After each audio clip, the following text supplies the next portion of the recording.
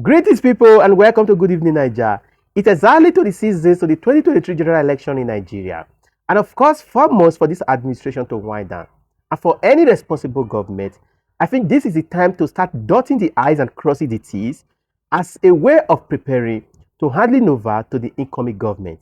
But the reverse is the case in Delta State, wherein last week Thursday, the governor of the state and of course the vice presidential candidate of the People's Democratic Party, Ifeanyi Okowa, got an approval from the State House of Assembly to borrow 120 billion naira from 2 commercial banks in Nigeria to finance projects.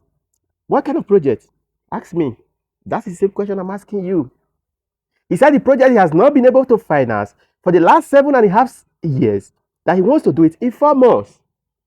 And of course, the Delta State House of Assembly is headed by a speaker who is also the governorship candidate of the People's Democratic Party in the state.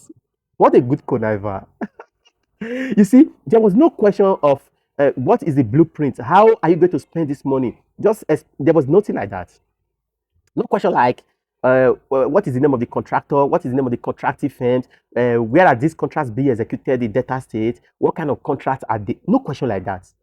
There was no question like the 20 billion you are investing into 5% equity shares. How is the shares like? What is the dividend for Delta? Nothing. They just approve it, and the Delta State government has gone away with it. 120 billion naira just to run 2023 general election, and of course share the remaining one. Now, the question I'm asking is, these borrowings, is it part, and this project, is it part of the 2023 appropriation law that was signed in 2022 December? That's the question that is begging for answer. Because he had signed a budget of 561 billion naira, and he told debtors that he was going to finance, what is it called? This budget from the statutory allocation from the federal government, and of course, the IGRO of Delta State. Today, the IGRO of Delta State stands at 95 billion naira. The statutory allocation from the federal government, the federal allocation is about 123 billion naira within only first quarter. What is it called? The 13% oil derivation for oil producing states for Delta State is 110 billion naira. He got December. And of course, he got another 14 billion naira from NNPC, which was the money they deducted from the excess crude account, and they promised to refund in 3 different installments. But this guy is still borrowing.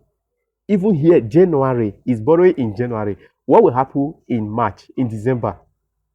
Today, a debt up to the sum of 480 billion naira is hanging on the neck of debtors like the sword of Damocles.